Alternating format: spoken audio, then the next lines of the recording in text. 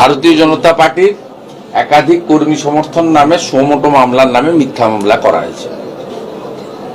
এটাতে খুব স্পষ্ট যে পুলিশ আর তৃণমূল আর পুলিশের মধ্যে এখানে কোনো তফাৎ নেই।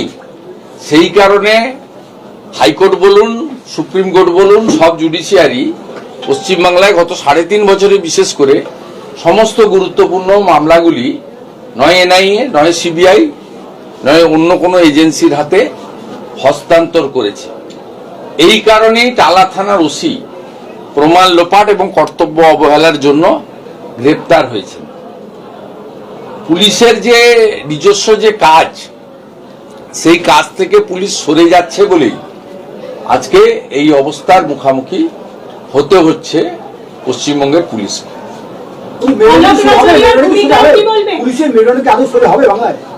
মমতা বন্দ্যোপাধ্যায় প্রাক্তন হলে সোজা হয়ে যাবে, যেমন ইউপিতে সোজা হয়েছে, বিহারে সোজা হয়েছে। ওগুলোও তো জঙ্গলের রাজত্ব ছিল। মুলায়ম সিং যাদব, মায়াবতীদের রাজত্বে তো সুশাসন ছিল না। বিহারের লালু প্রসাদ যাদবের আমলে তো সুশাসন ছিল না। সেখানেও জঙ্গলের রাজত্ব ছিল 20 বছর, 25 বছর, 30 বছর। ভারতীয় জনতা পার্টি এসে, যোগীজি এসে, এখানে নীতিশ কুমারজি এসে এই জঙ্গলের রাজত্ব করেছেন। সেখানকার পুলিশের অফিসাররা এখন সোজা হয়েছেন, তারাও কাজকর্ম করছেন। আগে সিআরপিসি, আইপিসি মেনে করতেন, এখন বিএনএস মেনে করছেন। পশ্চিমবঙ্গে এই জঞ্জাল অপসারণ করতে গেলে বিধানসভা নির্বাচনে সবাইকে একজোট হয়ে ভারতীয় জনতা পার্টিকে আনতে হবে। কারণ একমাত্র দল ভারতীয় জনতা পার্টি পশ্চিমবঙ্গে যে পার্টি এখনো অবধি তার কার্য দক্ষতা বা কর্মক্ষমতা বা প্রতিশ্রুতি পূরণের ক্ষেত্রে টেস্টেড হয়নি, যেহেতু আমরা ক্ষমতায় ছিলাম না। কংগ্রেসও দীর্ঘদিন ছিল, সিপিআইএমও দীর্ঘদিন ছিল, তৃণমূলও দীর্ঘদিন আছে।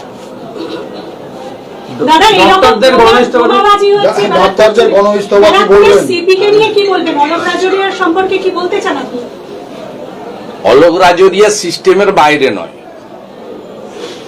অলোক রাজোরিয়া সিস্টেমের মধ্যে। পুরো ব্যবস্থাটাই খারাপ করে দিয়েছেন মমতা বন্দ্যোপাধ্যায়। এখানে ব্যক্তি কেউ নয়, এখানে এর আগে অজয় ঠাকুর থেকে অমরনাথ থেকে যতগুলো আইপিএস কে বিভিন্ন সময়, মনোজ বার্মা থেকে, তারা এখানে বিভিন্ন সময় এসেছে। তারা পিসি এবং ভাইপোকে সন্তুষ্ট করা, তাদের হুকুম তালিম করা এবং হিন্দুদেরকে কোণঠাসা করা আর বাঙালি অবাঙালি বিভাজন কি করে তৈরি করা যায়। তৃণমূল কংগ্রেসের সঙ্গে মুসলমান ভোট আছে, এবারে কোথাও অবাঙালি খেলবো, কোথাও বাঙালি খেলবো, মুসলমান তো ফিক্সড আছে, তার সঙ্গে জুড়ে দিব। এই কাজটা পুলিশ এখানে করে। অর্জুন সিংয়ের বাড়িতে বারবার হামলা হচ্ছে, এর আগেও বেশ কয়েকবার হয়েছে। আমি শুরুতেই বলেছি, ব্যক্তি অর্জুন সিং এখানকার তৃণমূল কংগ্রেসের যারা প্রথম সারির নেতা, যারা ক্ষমতা ভোগ করছেন, তাদের পথের কাঁটা। সেই কারণে তৃণমূল কংগ্রেসে তিনি যখন ছিলেন, সেখানেও তাকে তার দলের মধ্যে কোণঠাসা করতেন, লবিবাজি করতেন। ভারতীয় জনতা পার্টি তিনি করছেন, নেতৃত্ব দিচ্ছেন, স্বাভাবিকভাবে দল হিসেবে ভারতীয় জনতা পার্টি ওদের কাছে পথের কাঁটা এবং ব্যক্তি অর্জুন সিংহ এদের কাছে পথের কাঁটা। কারণ এরা কেউই অর্জুন সিংয়ের মতো ব্যক্তিত্ব বা নেতৃত্ব বা দীর্ঘ যে রাজনৈতিক ইতিহাস, 3 প্রজন্ম যে বাড়িতে বসে আছি, এই এলাকার নেতৃত্ব দিয়েছেন এবং নির্বাচিত প্রতিনিধি অর্জুন সিং মহোদয়ের পিতাজি অর্জুন সিংজি এবং ওনার পুত্র। এইরকম এদের তো কোনো পেডিগিরি নেই। পার্থভৌমিক, সোমনাথ শ্যাম, সুবোধ অধিকারী, এদের আপনি অতীতের কোনো ভূমিকা, এরা নেতা বলে কেউ পাতে দেয় না। পুলিশ আছে, সামনে পিছনে হুটার ভ্যানে ভাগ হচ্ছে, মিথ্যা মামলা দেওয়ার অধিকার আছে, তাই এদের পিছনে কিছু লোকজনকে ইচ্ছা না থাকলেও হাত জোড় করে নমস্কার করতে হয়, ডাকতে হয়, ফিতা কাটাতে হয়, ফুল দিতে হয়, ব্যাচ পরাতে হয়, মিষ্টি খাওয়াতে হয়, তোলা দিতে হয়। পুলিশের কেন্দ্রীয় স্বরাষ্ট্র দপ্তর সরাসরি কিছু করতে পারে না। আপনাদের সিপিএম এর মতো বললে তো হবে না,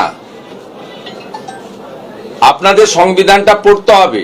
ল and order completely state subject.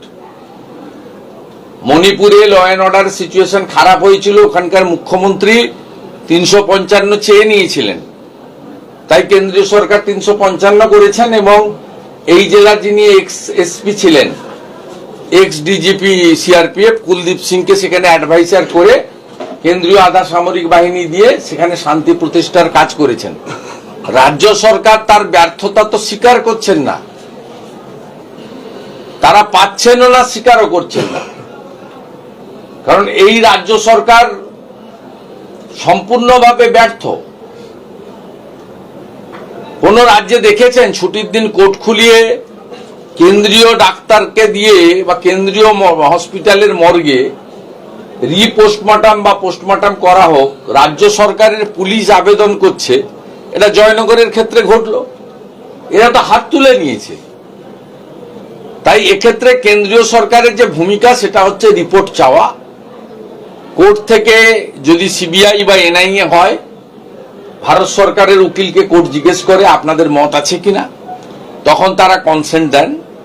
এবং ভারত সরকার অর্জুন সিং এর নিরাপত্তা নিয়ে উদ্বিগ্ন বলেই তাকে জেড ক্যাটাগরির নিরাপত্তা দিয়েছে এমএইচে, নট স্টেট। তার সঙ্গে যে সিআইএসএফ থাকেন 10-12 জন 14 জন, সেটা provided by the central government এমএইচে।